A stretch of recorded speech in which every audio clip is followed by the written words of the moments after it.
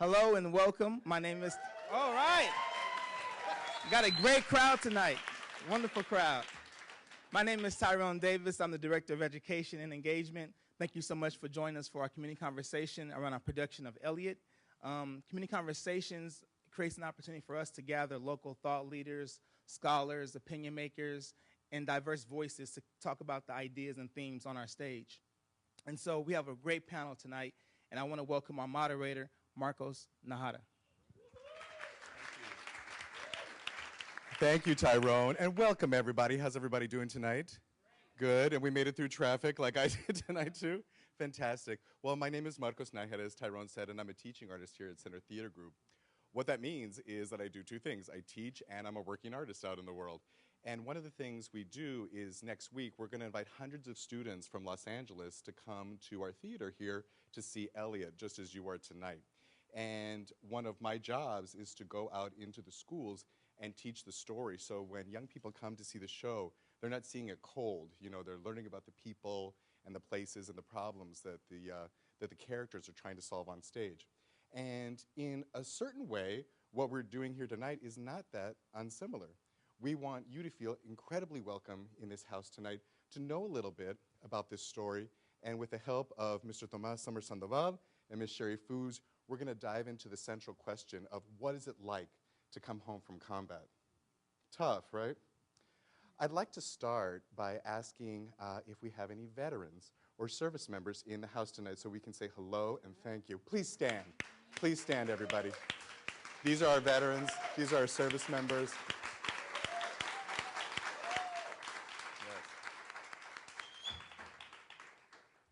And thank you, everybody, for your service. And the other thing I would like to also get in the room so we know who's here tonight is if you have a family member or friend who has served, I'd like us to kind of just say their names so their names are in this space. You don't have to raise your hand, but let's just shout it out. If you have a family member, please say their name. Go for it. Again, please. Nice. Fantastic. Thank you. Can we give them a hand, please? Absolutely. So I'm going to tell us a little bit about the play, so when you go into the house tonight, you'll be ready. But first, I want to say hi to Sherry and Tomás. So I'm going to pass the mic to Sherry, and if you wouldn't mind telling everybody a little bit about you. Sure. Hi, everybody. I am a marriage and family therapist, and about 6 years ago, my family moved to New York for 3 years, at which time I wound up falling into this incredible program at Columbia in narrative medicine. And narrative medicine is a field that was conceived as a way to teach empathy to doctors. It would be amazing, wouldn't it? A lot of head nods on that, yeah? Yeah. Unfortunately, you know what I mean.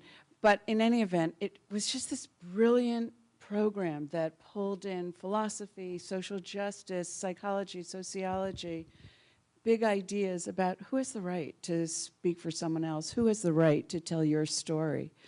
And the way that the program was designed is that people learned about characters through reading literature.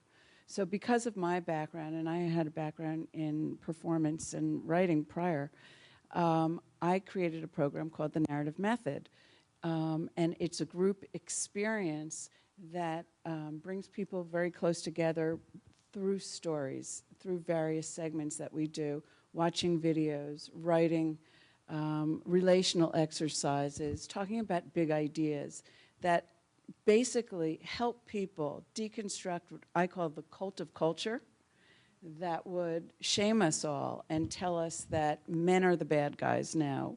Whereas in truth, we're all victims of this crazy culture, and we have to point the blame where that is. So among other things, when I work with veterans, and I've done hundreds of workshops with veterans, I feel so strongly that I just want to help them separate themselves from, separate the circumstances of their lives from who they are. And that's my goal. Thank you. Yes. Look, Sherry Fugue. You have your own mic. Tomás Summer Sandoval. Hello, I'm a professor of history and Chicano Latino studies at Pomona College out east. And my work is on Latino Vietnam veterans. So I'm working on several projects related to that are all based on oral histories with Chicano, Mexican American, and Latino Vietnam vets, as well as their spouses and family members. That's pretty good, all right. Thank you. So we have two mics, so the way it'll work tonight is that we'll be doing a little mic passing, my friends, and we are live streaming, so the reason why we're doing that is because we want to make sure that the people who are logging on can hear everything we say. We will have time at the end, so we can have a Q&A at the end, so please do think of questions that you'd like to ask of Sherry or Tomas, or maybe even of the group. That's absolutely fine, too. Before we start, I wanted to ground us in the art that you all are going to see tonight. So this is a play called Elliot, A Soldier's Fugue, and it's written by Chiara Alegria Judas, who is a Puerto Rican playwright. And what happened was, and by the way, she just happened to win the Pulitzer Prize, did you know, about 6 years ago, for the sequel to the show you're going to see tonight. Elliot, which you'll see here downstairs, is the first in a trilogy. And the second play is called Water by the Spoonful, and that is playing at the Mark Taper Forum downtown. And the third and final installment of the trilogy is called The Happiest Song Plays Last, and that's playing at the Los Angeles Theater Center. It'll open, I think, in a week. Is that right, everyone? Yes, okay. So in a week. So this is the first time this has ever been done with this trilogy of plays. So we have an incredibly special opportunity to experience this story. How cool is that? But I do want to start with Elliot. And the story is based on the playwright's cousin. As the story goes, Elliot, his real name is Elliot Ruiz, and he actually is a Southern California resident. And our friends here at the Kirk Douglas Theater have shared that he's come to rehearsals, he's seen the play, and it's obviously probably something very moving for him. But this is him in the story. Elliot, can everybody see that? Yes, you can? Do let me know. You can't see? Oh, well, hold it. So he's 19 years old. You're absolutely welcome. And he is a veteran of the Iraq War. As the story starts, we meet this Puerto Rican family at their home in northern Philadelphia, and he's come home from the war because he's been injured. He spends a lot of time talking with his family in a way. We'll get to that in a moment, but this is his dad, George. George served in the Vietnam War. George met his wife, Ginny, serving in Vietnam War. She was a nurse in the Army Nurse Corps. And this gentleman over here is the tata, the grandfather. His name is also George, and he served in the Korean War. So, as you can see, they're a lovely family, right? And they're smiling, and they look proud, and it's clear that they're together, so they're tight-knit. So I ask you, what's the problem? And I'm actually really asking. There's no right or wrong here, but I would love to hear some ideas. Yes, ma'am. I'm going to come over there. I'm going to do Chicano Oprah. Hold on. Hold on. The problem is, or at least one of the problems, is that they probably all view their wars very differently and how they were treated when they got back home. Thank you. Any other thoughts? It never stops. Talk on that, sir. Each generation had their own war.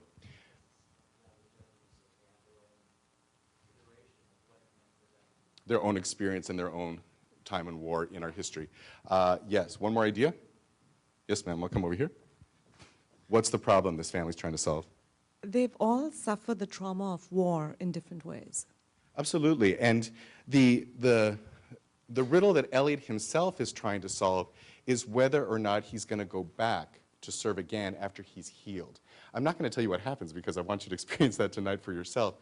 But what do you imagine Elliot is trying to do to make that decision now that he's home? Soul search, and I'm going to come over here. Sir, you're raising your hand. This is one of our veterans, right? What's your name, man? Jerome. Jerome. Hi, where did you serve? In Iraq. Wow. Yeah. Welcome. I feel like he's trying to live up to the expectations of his father and his father the same.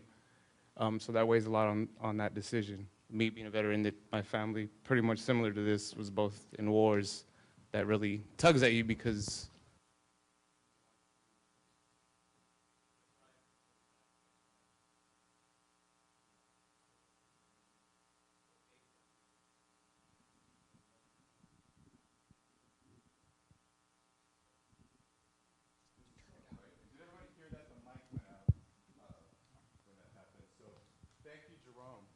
Oh.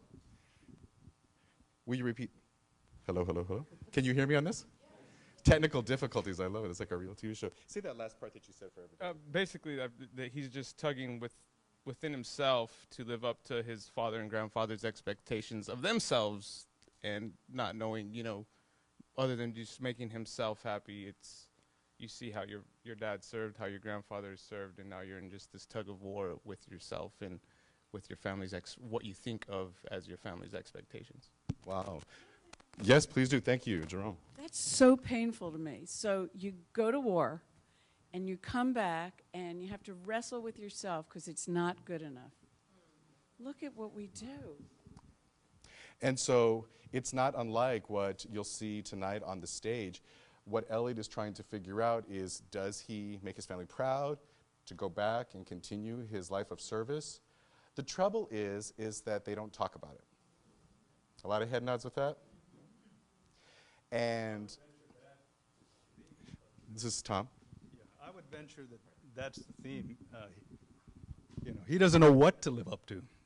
His father's never told him what he did in Vietnam. His grandfather's never told his father what he did in Korea. So there's that hey, tell me what you did. There's that whole dynamic of, am I doing right? I don't know what you did, because it's something that isn't discussed, and that's really what happens. I know that for a fact. You just don't talk about it. Right, so. I couldn't agree more.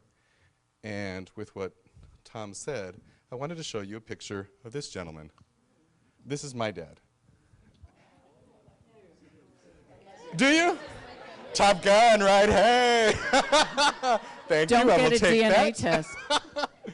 So this is my dad, Ascension Caballero Nájera Jr., a proud Chicano, born and raised in Phoenix. And in the 70s, he was so excited to be a pilot, and he wound up being a captain in the Air Force.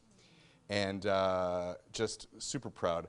What I want to tell you about my dad is that in Vietnam, what I knew is that he flew, and are there any Air Force folks in here? Maybe you all can help me. He flew a it was a huge plane. Huge plane.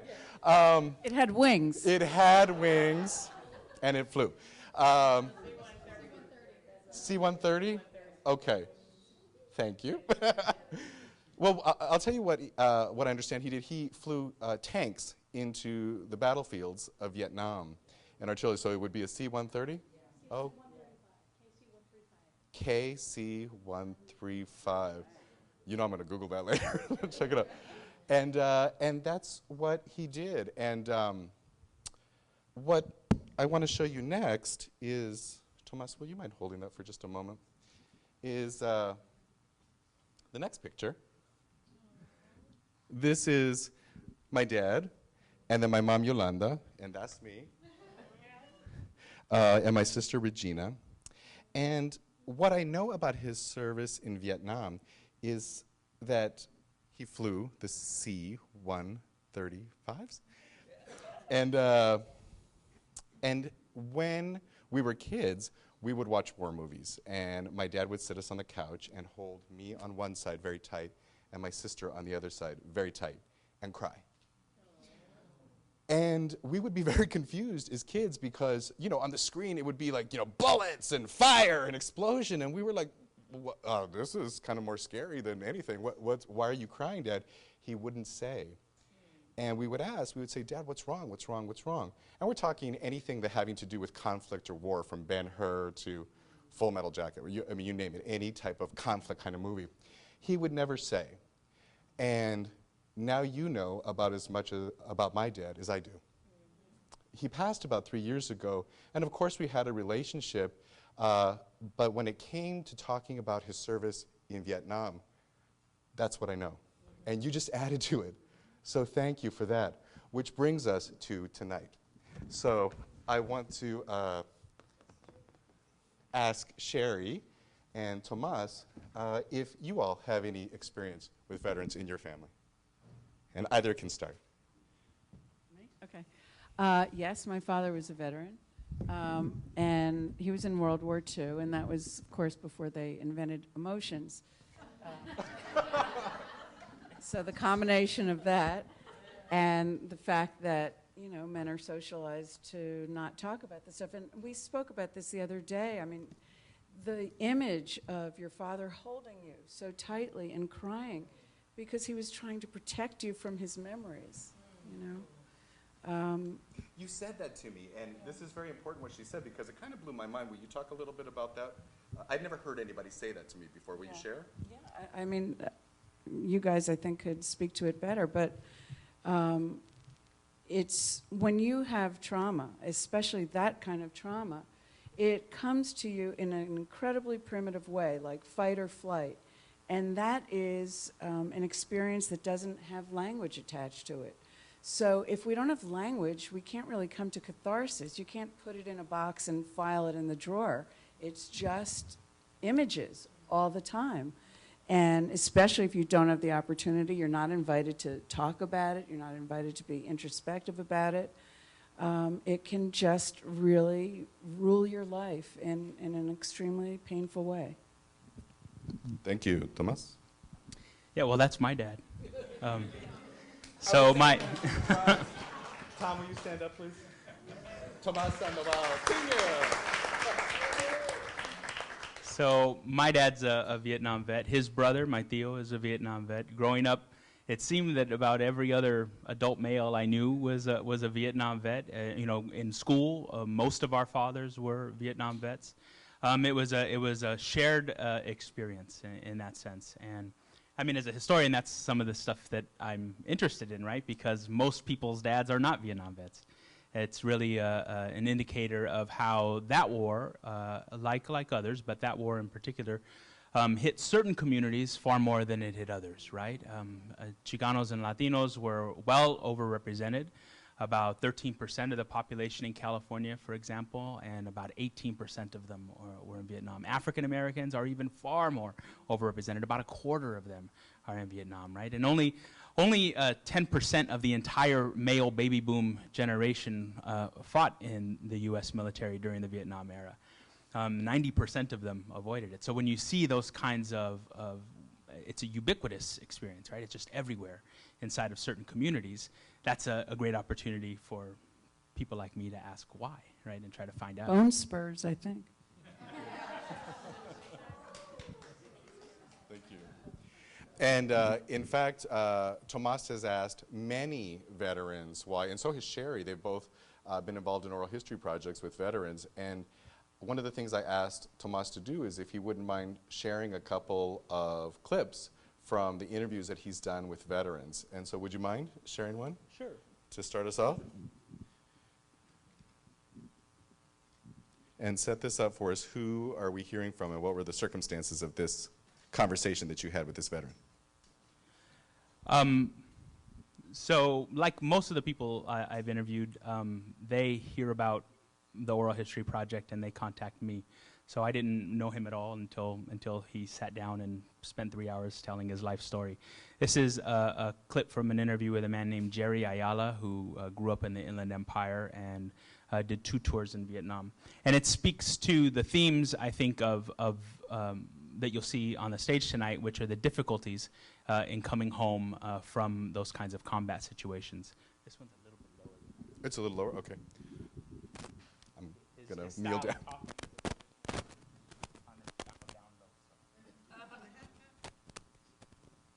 Of coming home, just,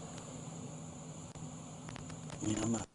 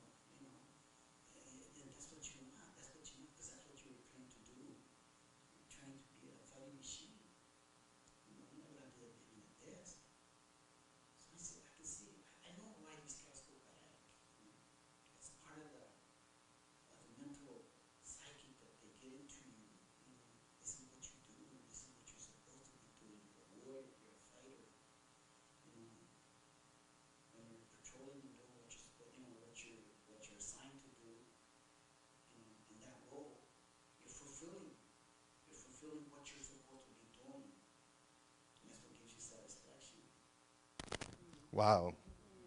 Thank you. So when you heard that, what went through your mind when he told you that?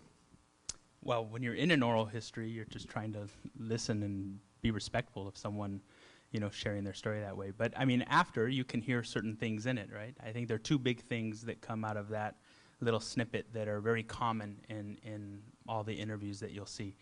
One is this thing that there's a Chicano novelist who's a Vietnam vet named Alfredo Vea, wrote a book called Gods Go Begging. It's a wonderful book if you ever want to pick it up. And he talks about it in terms of like speed. He says you're in combat, and you know, over here in life you think that everything is, oh my God, I'm late for work, and that's like this huge thing, right? And you got to rush.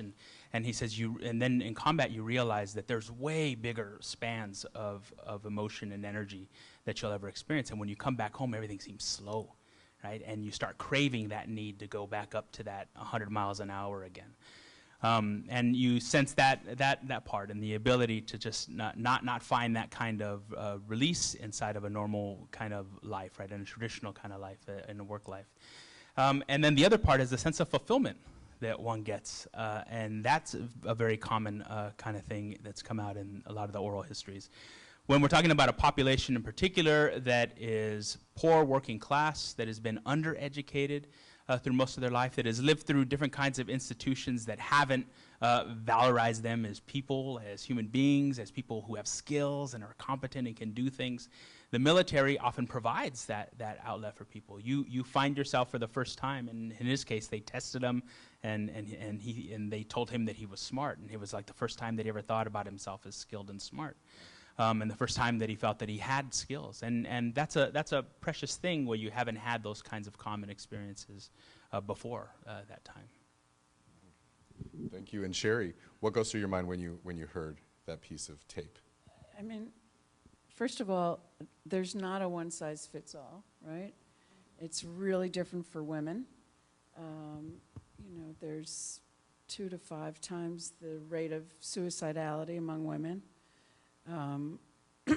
So I think for some people it's not so much coming back and, you know, jonesing on the energy, but more like, you know, now what am I? Yeah. I'm not getting services, and I'm kind of back to the same neighborhood that I escaped, which is the reason that some people sign up. So there's a lot of stories, and I think it's important that we honor the fact that just like everyone in this room, every vet has his own story, his or her own story. And you know, I have to say with that, I feel this incredible urge to change courses just a little bit, because we have so many of you veterans and service folk here in the house. So it feels a little weird for me for us to be the sages on the stage when you all are the real experts. So would that be all right if we opened up the conversation just a little bit more? Is that okay, CTG folks in the back? Yeah, so please, you know, folks like Jerome, friends in front, if things come up, even before the traditional Q&A session, raise your hand and share with us. Would anybody like to speak on what we just heard? Yes. Hi. Hi. To what Sherry just said, yeah, as a female vet, and I'm an Iraq vet, and it's, sure, let me, I have things in my hands. Okay, Michelle. And where did you serve, Michelle? Served in Iraq, and I'm also a 3rd generation vet. My dad was a Vietnam era vet. He served in Germany. He was a medic. And my grandfather, also a Korean vet. So I'm going to have a few things in common with Elliot tonight. But I will say it wasn't so much an adrenaline rush that I missed or that I wanted to come home and be a warrior, but it was lacking a sense of purpose when I came home. And it wasn't until somebody articulated that to me that I realized that. I just came home and felt lost, and that was all I knew, was that in Iraq, I had missions, you know, and that it's like the language, too. Like, I had a mission. I was part of an operation, you know. And then I came home, and it's like, here's a project for you to work on, you know, that's due next week. And it's just, it's not the same sense of urgency. It's not the same sense of purpose. Kind of. I mean, kind of. Because a lot of people are nodding heads, yeah? Yeah, I mean, I don't want to say silly, because all of our work is important, right? We're all contributing to society. The work I do now is still important, and I'm not in the service anymore. But it's just different. And again, you get used to that language and that life or death. You know, everything's life or death. And then you come back, and it's not so intense. And so you're just like, kind of floating around in space looking for something to hang on to or something that's like really urgent, and it's not anymore. How did you get to this point? Because you seem like you've processed it so much. I got help. And I would say that's something that's also, well, maybe I shouldn't say this, I would ask you, like maybe that's different between women and men too, is I know a lot of men that are too proud to get the help and to utilize it. Yeah, and my dad. And even though my dad didn't go to Vietnam, as a medic in Germany, he saw some of the carnage coming back. And he didn't talk about it. And I didn't even know my grandfather was a Korean War vet until I went into the service. And my parents were, you know, my family was like, oh, well, did you know that, you know? And so I was like, wow, three generations. How did it come out? What happened? It was kind of like a did you know? You know, like, because I already knew my dad served. And I was like, oh, did you know Abuelo served too? And I was like, what? No, I had no idea. So it was really interesting to kind of figure these things out along the way. And my father had a lot of really great things actually to say about his time in the military until I wanted to join. He just would talk about like leave and like how he got to go to Paris when he was on leave. And then I was like, Dad, I'm joining the Army. And he was like, oh, it's terrible, don't do it. So, but I'm glad that I did, but it took a long time for me to realize like I had a lot of issues with transition and to swallow my pride and get help. And I saw a therapist for a while, and I worked, and I talk to friends now, and I've, you know, joined veteran service organizations and just, you know, talk to other vets, and that's helped me a lot. Thank you. Yeah. Thank you, absolutely.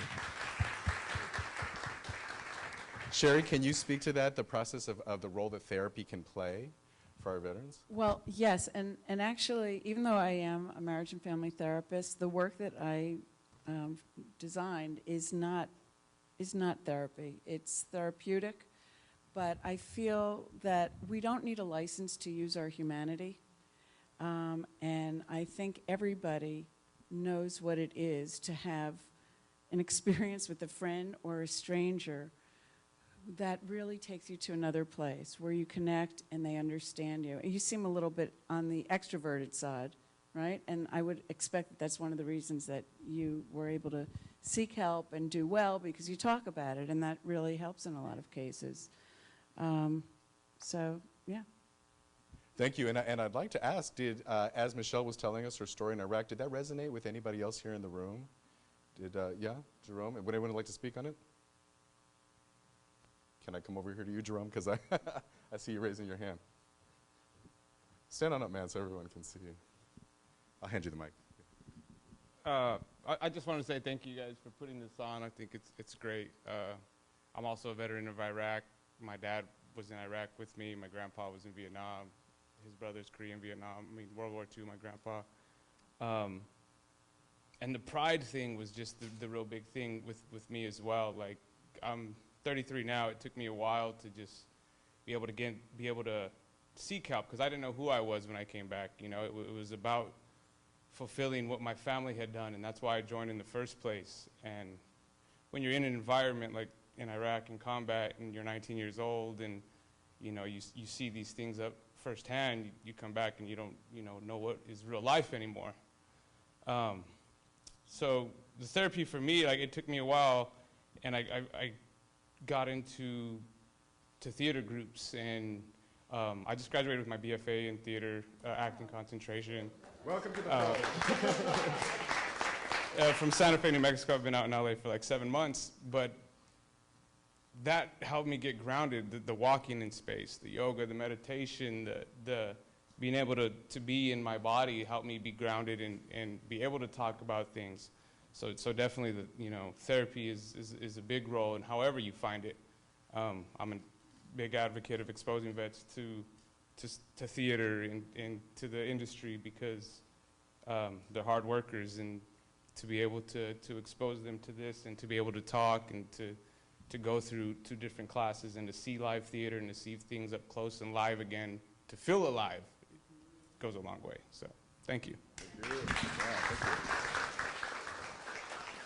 Tom, I have to tell you, I'm so relieved you're raising your hand, because I've been wanting to talk to you all night.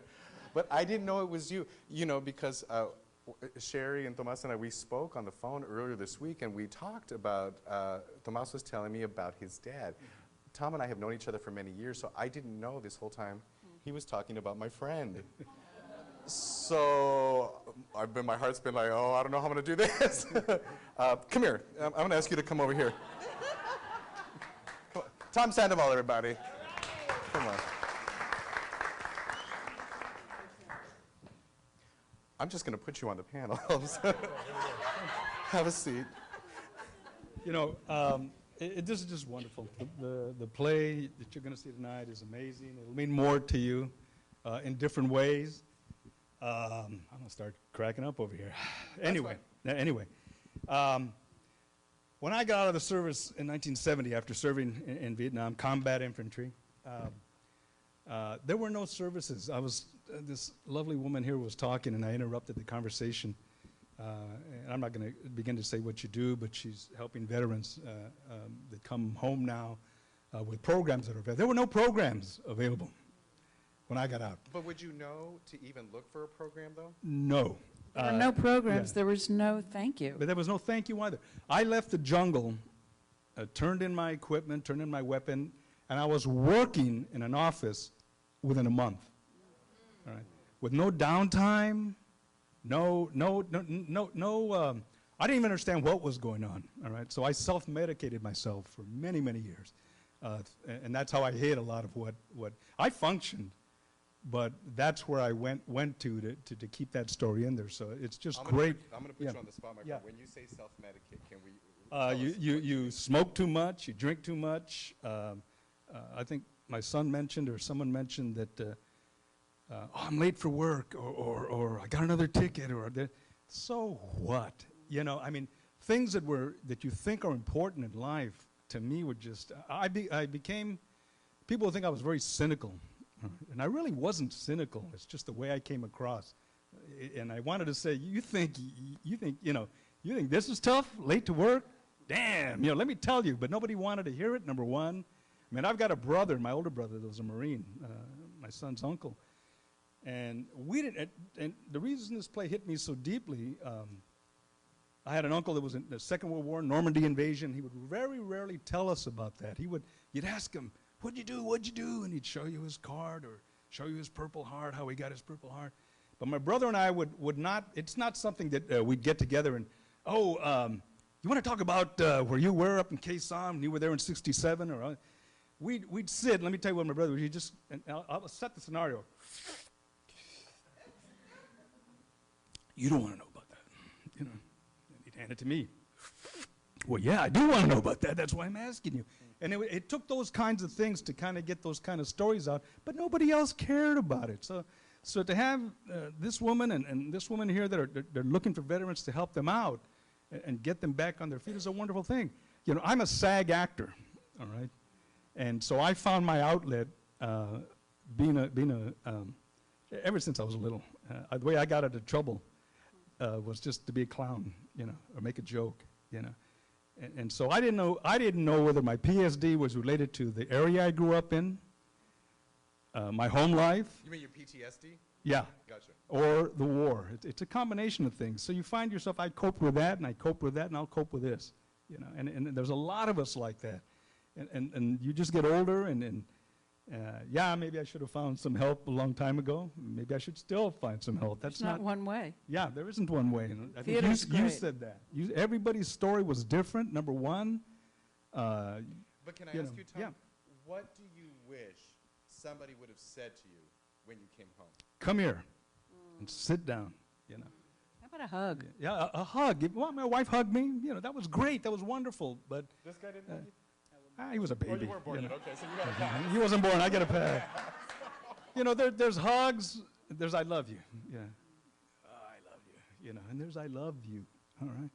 And not that my wife, you have to know which one of those hugs you need, And she loved me like, we're still married, 49 years of marriage.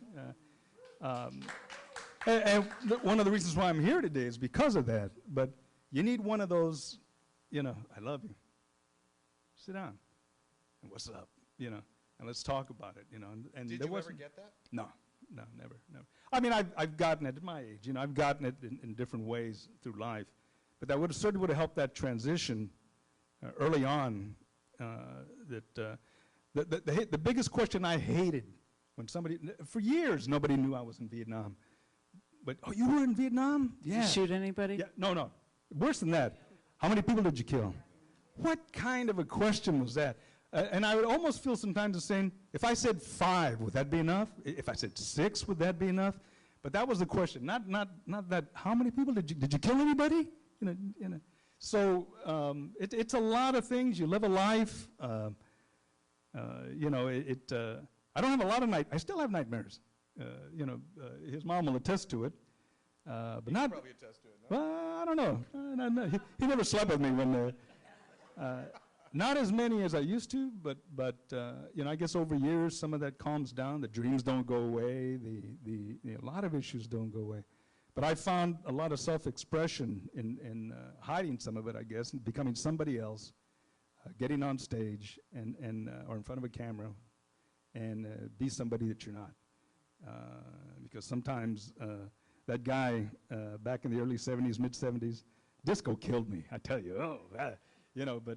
Sometimes that guy, I don't even like him, you know, and I've changed a lot since then. But that's all part of that I wish there was that help that you're providing and somebody seeking out to you or somebody just giving you a hug, you know, and saying, you know, just saying, hey, either you want to or you don't, but tell me about it. Sit down. I've got an ear. I got 2 ears, you know, and never had that.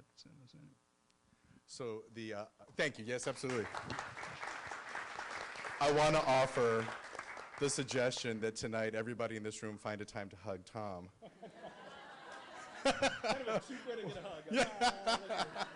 When you see him in the show tonight, I'm going to come to you in a moment. But Tomas, I want to ask you, as you hear your dad say these words, do they come as a surprise to you, or did you know all that was inside? I mean, we've talked now, you know, in our later lives, in my adult life. More. So no, I mean I know this is, and it's an amazing thing to know him at a time where he can talk about these things in this way. But as you know, because we talked about, well, our dads, now that I know it's you, and we were saying a little bit like we weren't sure what was going on there, you know, and we wanted to do something, but it just wasn't clear, right? So I mean, at what point did it get clear for you? Well, I mean, I was mentioning before just how it was something that just wasn't talked about very much in the house, right? But I'm not sure that that's something that kids need to know about, right? I mean, but at the same time, I mean, the Vietnam is sort of a member of the family, though, growing up, right? It's this sort of silent member of the family. That's a really kind of big idea, isn't it? That Vietnam is a member of the family. Well, I think it's sort of an important element of the backside of coming home, right, is that it's not just the struggle of the individual, but it's the struggle of their loved ones as well, of the family units that they're a part of in different ways, right, but it's that kind of impact on a community. So that's something for the rest of us to sort of think about as well, right, like what are we doing today for that dynamic that's happening right now? Like part of the dynamic of this play is just the way that the veteran experience is becoming more and more of a minority experience. Right? In the World War II, you have about 17 million people going off and coming home. Right? Korea, you have a little bit less than 6 million. Vietnam, you have less than 3. Right now, present day, it's even, you know, it's not even a third of that. Right? I mean, these numbers are dwindling, and it's becoming more and more of this minority experience. And with that, it means that most of us who are not veterans have the luxury of being able to ignore it and not confront the kinds of issues that come up for both vets and their families, and not even worry about providing that kind of support. Thank and you. for people of color, then you get to go to jail. So that's the reality for a lot of Talk on that, people. Sherry. What do you mean by that? Well, first of all, I work with veterans who are homeless, who have PTS, addictions, and physical issues. And, you know, if you're black or brown in this country, that's your obligation. You go to jail, or you get pulled over, or you get treated like a second-class citizen after you risked your life and live with memories forever. We don't take care of people I mean, you wouldn't have an astronaut come back from space and not decompress. It's insane when you think about it. How long do you train? How long do you become a member of a team? Not yourself, but a member of a team. And then you come back and you're supposed to figure it out when all this is going on? But please tell us we've learned from that and that's changed. I mean, Is that wishful thinking? Yeah, is it? Okay. Maybe it is. I mean, I didn't know what a C1, 2, 3, 5 is. Come on up. Hi. Hi, Stephanie, and I just want to bring up the fact, I think, Sherry? You're the only one that's mentioned the female veteran, and yet we have a fairly nice population of female vets here in the audience. And in the play, the mother's a veteran, and yet it's not really talked about. Even when, in the second play, she's discussed, she's discussed, but she's not recognized as in her role as a veteran. And I think that's one of the issues our society continues to struggle with. We have not turned the corner to say, I look at you and say, there's a female vet. I'll look at you and say, you're a vet, though. And I'll say, thank you for your service. So you look at Michelle and you don't think of her as a vet, but you think of Jerome as a vet? Say as society, as our culture has been, we'll look at a young man oftentimes, especially if they're wearing the ball cap, they're wearing the shirt, but women don't necessarily wear the ball caps and the shirt. We don't necessarily show that we're military, whatever that might seem in our heads, whatever that uniform might look like in civilian life. So women don't get the benefits that they should. They don't reach out for the services that they could. And it continues to be a struggle for us to try to reach out for that community. Well, help us with that. What, is there something different that women need in coming home from combat or service in that way? I'm going to lean on the experts in the front. I say as a female vet myself, you take off that uniform and you're the wife, you're the mom, you're the person that back in that family. You have additional responsibilities that you can't put off to someone else. Our culture tells us as a mom, that's your priority. And so I would argue that was my first priority, is my family and my kids. Did it resonate what Tom said, that when he came home in a certain way, a hug might have been a nice start? I don't know that I thought of that, honest to God. I think what I understood you to say was, hey man, welcome home, and you know, I respect you for what you did. But it would be from a brother soldier, or I would hope from a female soldier or sailor, Marine, airman, that would be the same. Because there's that, I recognize you for who you are. And I'm here for you. Not necessarily a civilian that would come up and say, hey, I love you. That's nice, but I don't know that I was looking for that. I don't know that we're looking for that. I can't speak for others. But I think that that's one of the reasons why organizations or like IAVA now resonate for the young vets. A mission continues resonate for the young vets. It's like, I know what you're looking for and I'm here for you too. I'll go with you out in the field. And we have a new mission to go with. Thank you. Before you sit down, will you tell us about your service? I'm a 20-year Navy vet, 76 through 97. And your name? Stephanie Stone. Thank you. Stephanie what? Stephanie Stone. Stephanie Stone. Thank you. Wow, wow. Yes, I'll come on over. And Sherry and Tomas, please jump in if you have thoughts. Come on up. Hi. How are you this evening? All right. What's your name? Me llamo Cristina Silva. ¿Cómo está usted? Órale, bien. ¿Y tú? Muy bien. Tell us about it, Christina. Service is about humility tonight, and knowing your audience, I have so many mentors tonight that really teach me how to know which hat I'm wearing. But I'm going to break a rule tonight, and I'm going to say... You're on camera. You know this, right? Reporting live. Hablamos en español también en vivo. Stephanie Stone is one of my mentors. Thank you for 20 years of service. Thank you for being a female leader for our veterans in the military and veteran affairs community globally. Los Angeles City and County, home to 900,000 residents. Thank you so much. I am a Department of the Navy tonight, ma'am. And I am a Sacramento person that you've taught to stand up when it's time. So I waited for the cue tonight, sir. And Elliot, thank you, Elliot. She's a girl.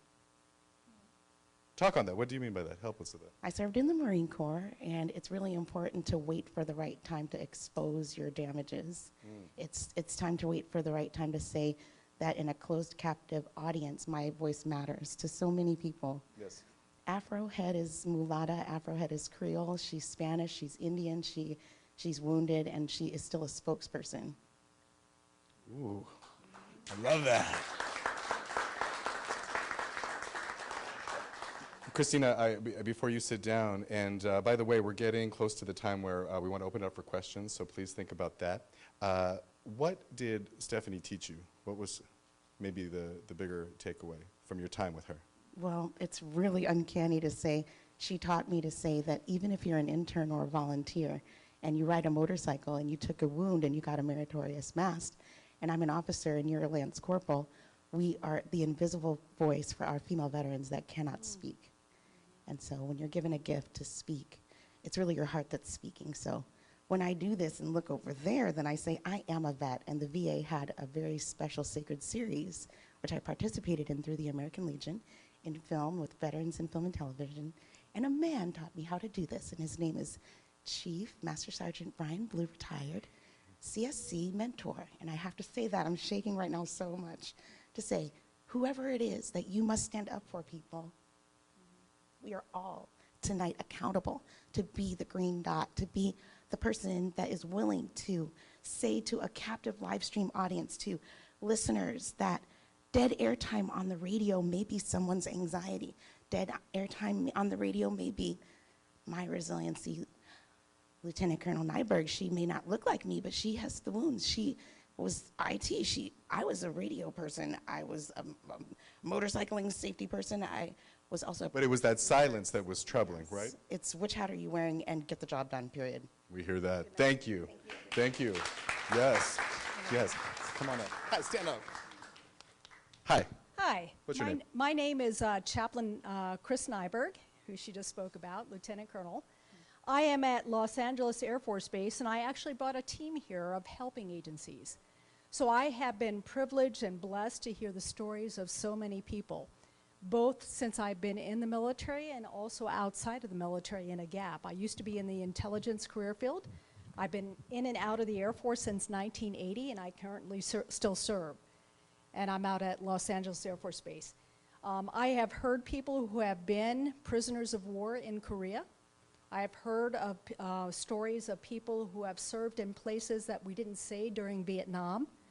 And I have the privilege to hear stories of people who have served in Iraq and are still serving in Afghanistan.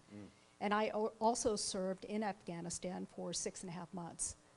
And I would say the primary thing that I hear about people wanting to go back is because they don't want to let the team down. Wow. It's not necessarily family, but they don't want to let the team of their band of brothers or sisters down. And, you know, I have just been blessed, you know, to hear that. And I would say that's one of the reasons why I serve. Thank you so much. Wow. And I want to give, as we move in, we have just a few moments to take a few questions of our panelists, but Sherry, Tomas, and Tomas, we've been hearing from some people here in the audience. What do you say to what we've heard tonight so far? I would just give a plug for veteran services. I mean, for every vet that's here, you can look up your local vet center that can provide, and that doesn't just go for recent veterans, but veterans of any time. And there are limited free services for you there. So I would put a plug in for that. Well, God, I have a lot to say about this, but one thing that really needs to be said is that post-traumatic stress is real. And yet we can put it in such a place that we are forgetting that resiliency is also real. And as human beings, everyone has had trauma. We don't need to compare one trauma to another, but we do need to look at other people's trauma to realize, I can do it. It's one piece at a time. And the resiliency is stronger than the PTS. And if you get to the other side, you are a holy teacher and should. And with that, we have a few moments. Please raise your hand if you have a question, and I'll come to you for either the panelists or maybe something you want to pose to the group. I think we have an incredible gathering here tonight, voices and experiences in this room. So let's keep the conversation going. Yes, ma'am, stand on up. Hand somebody your phone and your Perrier. Tell us your name. Monisha Coelho. I want to know what you're doing with the oral history. Is that going to be a book? Because I just incidentally finished reading The Unwomanly Face of War, which is an oral history and a Nobel Prize winning book on the women who fought the war in World War II from Russia. So it was interesting. It was my book club, and so it would be definitely interesting to hear the male version of that, as a contrast. Sure, do you mind passing him the mic? And yeah, tell us about it. All the oral histories I collect, first of all, I collect under the protocols of the Veterans History Project with the Library of Congress so that they can be saved for future generations. So I see that in a project of itself. But yeah, I'm a historian. I write books and articles, and that's what I do with that. And over the last few years, I've also tried to find ways of connecting that history to the populations that I write about. So last year, we worked together with a group of vets on making a public history exhibit based on those oral histories. And then this spring, I'm taking some of those oral histories and turning them into a stage production that we're doing later this spring. Where will the play be? We don't know yet. But well, Jerome is an actor. I'm just telling you right here. Don't forget that. I got two of you now. All right. Yeah, two. And a third right here. So. More questions, please. Raise a hand soon enough. Yes, sir. Stand on up, man. Stand on up. And tell us your name and your question. I can hold it for you. Thanks so much. Wow. Hi, my name is Eric Rudnick. I just want to say I go to a lot of these things. I have an interest. My dad is a Korean War vet, and my stepfather, World War II vet, still going at 92. And I guess this is for the room, but would love to hear from the three of you. What is the thing that you wish the general public in this country knew about veterans that they don't know? Wow. Thank you. Number one, they didn't start the war. And that is something that the Vietnam veterans paid for. And I'm the first to say I was stupid.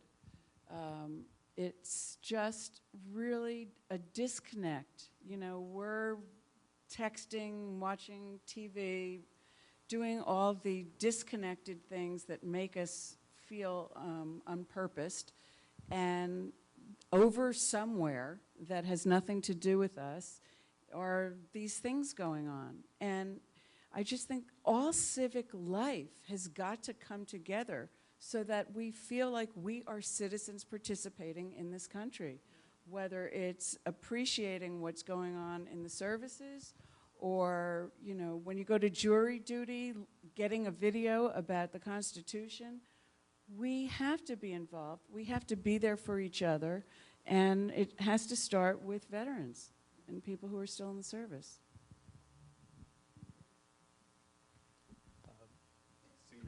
Yeah, I certainly echo that. There's more to telling someone thank you for your service. It's great, but there has to be some feeling. It has to become a statement that just isn't like good morning or good night.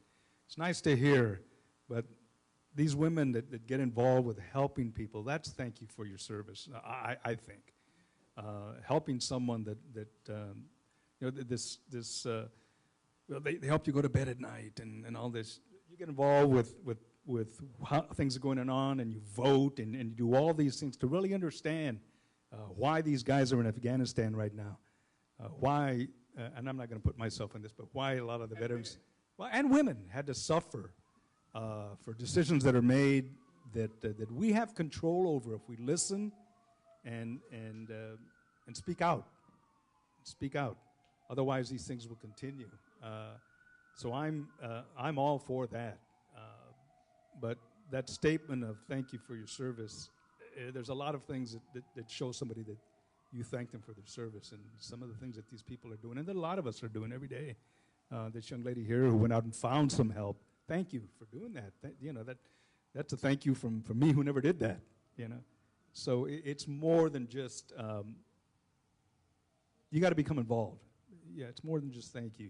All of us have to be, thank you for your service is really what it has to become. We're all American citizens. We all have the right to say this and say that, so thank you all. But thank you all when you exercise that right that we all have as a citizen to understand this is not right. This isn't right. Is this right? No, it's not. Let's do something about this, That's my statement. Tomas? I would say it's not so much for me to know about, but to know from. And I think we as a society have to know from veterans a lot better than we do. We live in kind of a privileged society that we haven't had to confront. People who are not military veterans and active military haven't had to confront the realities of combat and war in our daily lives. Right? The same is not true for people who are born and raised in places where these wars are fought. And that means that for the large majority of us as a country, we have a perspective that's framed by war through movies and through political speeches, and it's this simplistic kind of notion about what it is that we send men and women to do across this world. And I think learning from them what is it like to be in war, what are the long-term consequences of war, I think that's really the heart of what we need to know more about as a society in order to make these political decisions with a lot more information, a lot more empathy, a lot more humanity to them. Thank you. And we're getting very close to showtime, so I want to see, does anyone else have a burning question that you want to pose before we start? Yes. Hi, can we stand up? Come, turn this way so we can see you. Hi, what's your name? My name is Julie, and I have an unformed question for the panel. Please forgive me for not being as articulate with it as I want to be, but it occurs to me that we have heard from Tomas the assertion and with supporting data to indicate that increasingly the armed services are populated by people who are already marginalized and then engage in activities for the whole community that we categorize as being shameful. And so that feels to me like there are layers upon layers of shame to this life, and I'm wondering if you come into contact with that and how that is distinct from guilt in terms of what we might do about that. Thank you. And are you asking Tomas Senior or Junior or both? I was headed here and here. Here and here, okay. I'm really glad you brought up shame, because I think that is the linchpin to what the problems are in this culture. We all learn we're not good enough. And because of the nature of shame, you don't go around telling people the specific ways you're not good enough, but we have the assumption between what we see in the media and the way that we're socialized growing up, we come to think that other people have it together. It's just us. But everyone has it. So let me just ask you, how many people here can draw? Can draw? Yeah. Like draw? I rest my case. How many people here can sing? Well, or just... And there's a lot of theater people here. We have the creativity beat out of us. We don't realize, and by the way, you couldn't have been more articulate. That was amazing what you said off the top of your head. But we are not really taught to value ourselves. And so compound that with having your individuality taken from you, and you get trained into being a thing, and then you go and you do this thing that has tremendous purpose, and as you said earlier, you come back and then, where am I? So I just think everyone really has to reconsider their own creativity. There'd be a lot less boredom, there'd be a lot more purpose, and there'd be a whole other next chapter.